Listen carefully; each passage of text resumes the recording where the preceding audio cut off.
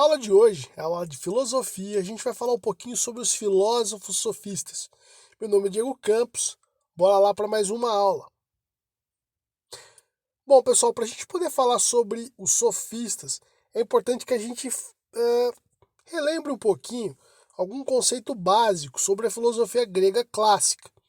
Bom, dentro da filosofia grega clássica, há uma divisão muito clara, né? A filosofia antes de Sócrates e depois de Sócrates. Bom, a filosofia antes de Sócrates, tema da aula passada, ela foi chamada de filosofia pré-socrática, né?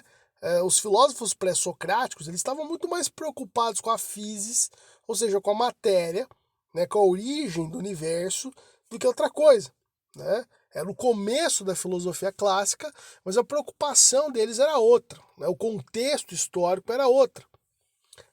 Com o desenvolvimento aí da economia grega, com o desenvolvimento das democracias, né?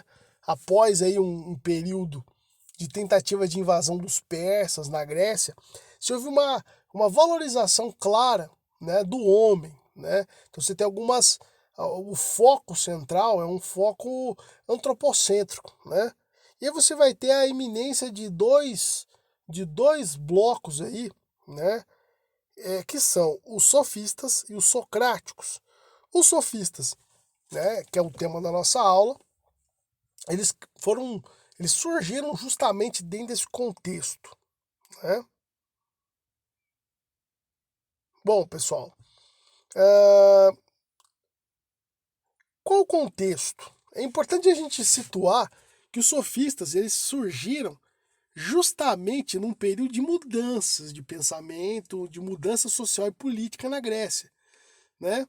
É, a, uma das É importante a gente contextualizar que a vitória grega sobre os persas, né? Vamos lembrar aí das guerras pérsicas, né? Ou melhor dizendo, das guerras médicas. Foram guerras que os gregos travaram contra os persas. Os persas estavam tentando invadir a Grécia, né?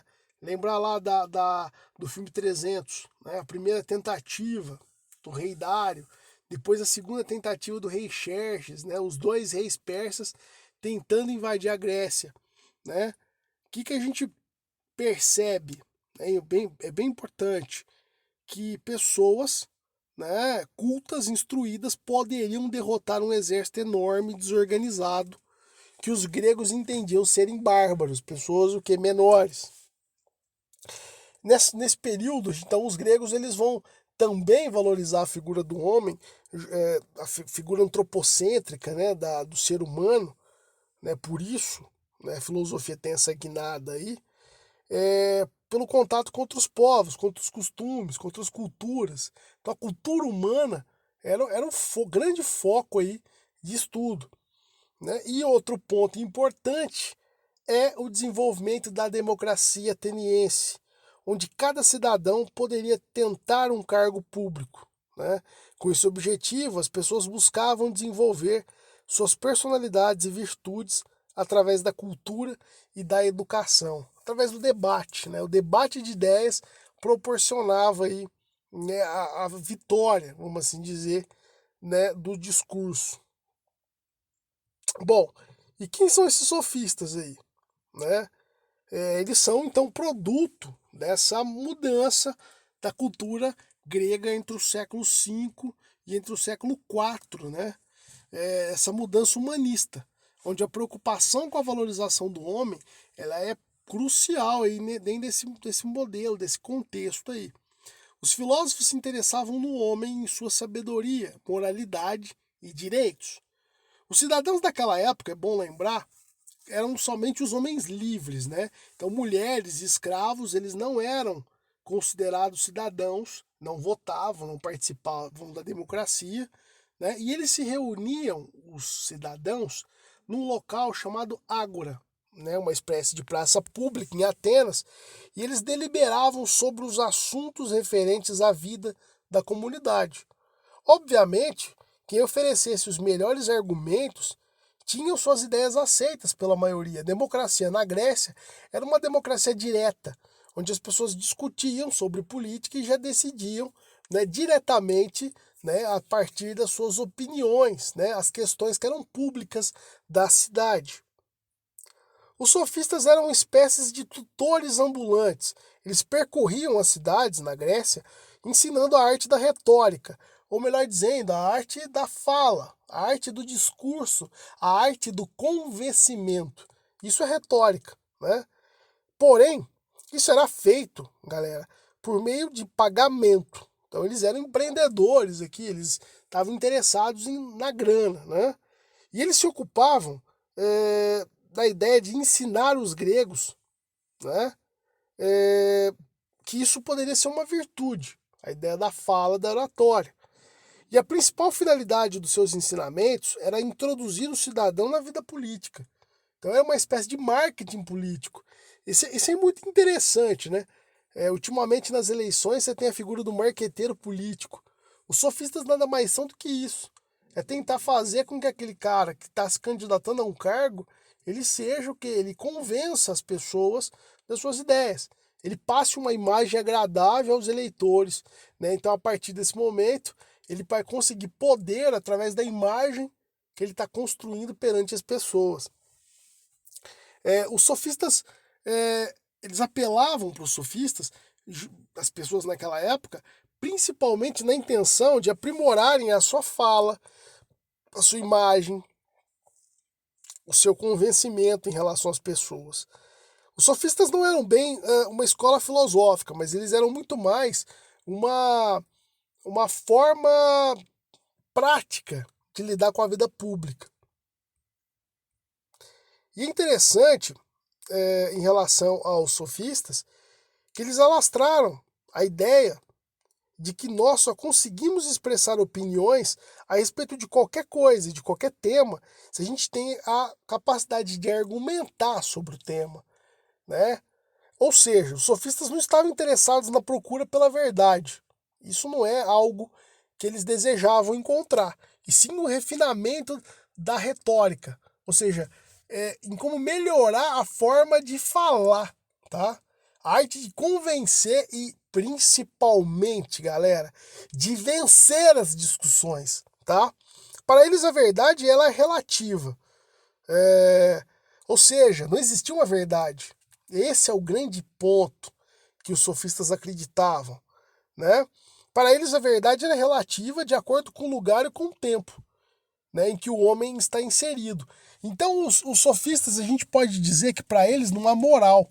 Eles não são éticos no sentido de lutar por uma verdade única, né? Então a verdade para eles e a própria ética podia ser alterada de acordo com a situação, de acordo com a conveniência, bem próximo dos políticos, né, como a gente sabe muito bem.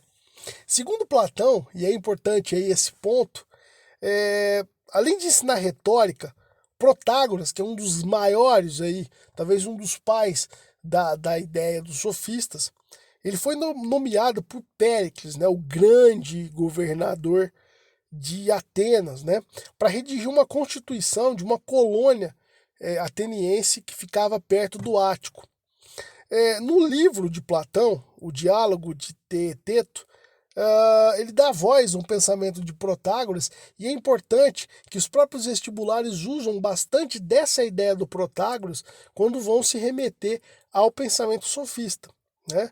Essa frase aqui ela é o grande epíteto de Protágoras, que é o seguinte: o homem é a medida de todas as coisas, das que são como são e das que não são como não são. Que nada mais, nada menos significa, em outras palavras, que se uma pessoa pensa que uma coisa é verdade, tal coisa é verdade para ela. Então a verdade aqui ela é relativa, não importa se existe objetivamente aquela coisa, né? O Protágoras ele está justamente dizendo que se a pessoa acredita que aquela coisa existe, ela vai existir de pronto, né? Então é para você ter uma ideia do que pensam os sofistas.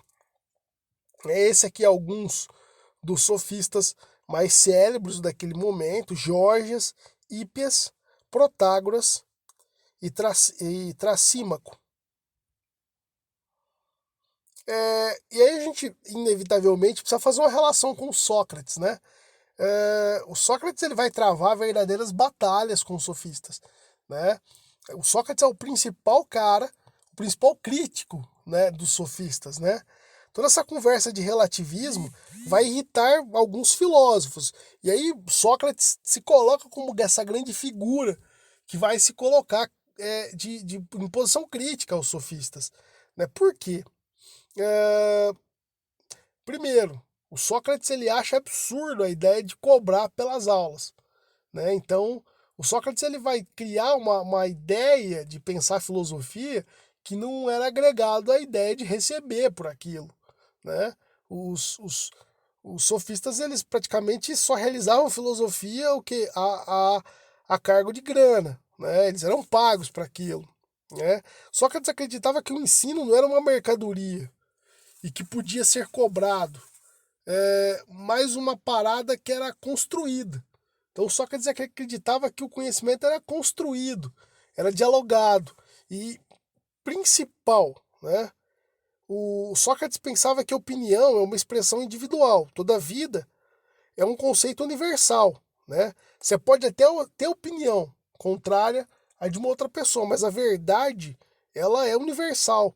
Sócrates acreditava que existia uma verdade, né, por detrás das coisas. E já os sofistas não. Eles acreditam que a verdade não existe, uma verdade única, mas ao contrário, que cada pessoa pode ter uma verdade, né? E isso é um ponto que vai diferenciar bastante os sofistas e os socráticos, beleza? Bom, pessoal, aqui a gente tem uma charge aqui que resume um pouco isso.